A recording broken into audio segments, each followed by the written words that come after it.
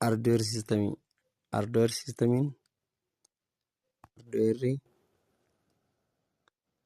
paartii gurguddoo afuritti qoodamaa jechuudha. CPU yookaan Central Processing Unitidha. Inni lammaffaa immoo storage systemidha. Storage device yookaan storage systemii yookaan immoo motherboard jedhama jechuudha. Motherboard.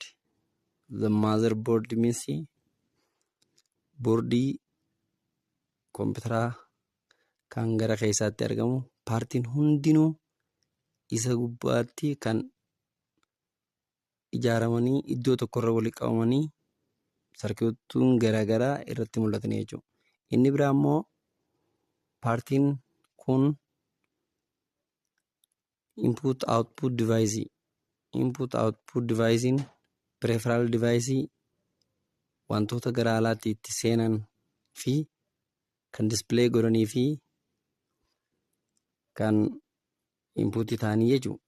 Fakkeenyaaf inni kun maawuziin, keyboardiin kanneen kun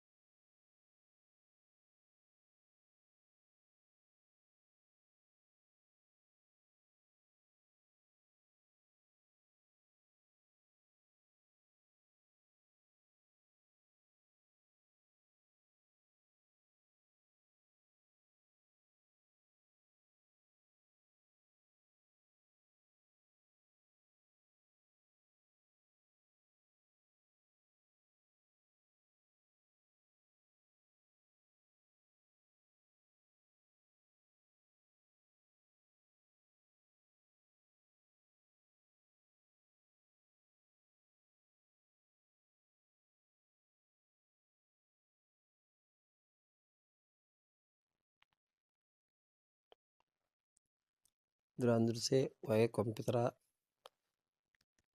isin barsiisuu barbaanna. Mata-dureen keenya kaarraatis hardweera computer systemidha. Hardweera computer system irraa wanni namni beekuu qabu dura waan ijaan argu namni beekuu qaba. Erga ijaan argetti itti fayyadama isaa karaa salphaa ta'een fayyadamuu danda'a. For example fakkeenyaaf ilaaluu dandeenya jechuudha. Asumarrattuu mee footoolee kana ilaallaa jechuudha. Footoo kana ilaalla.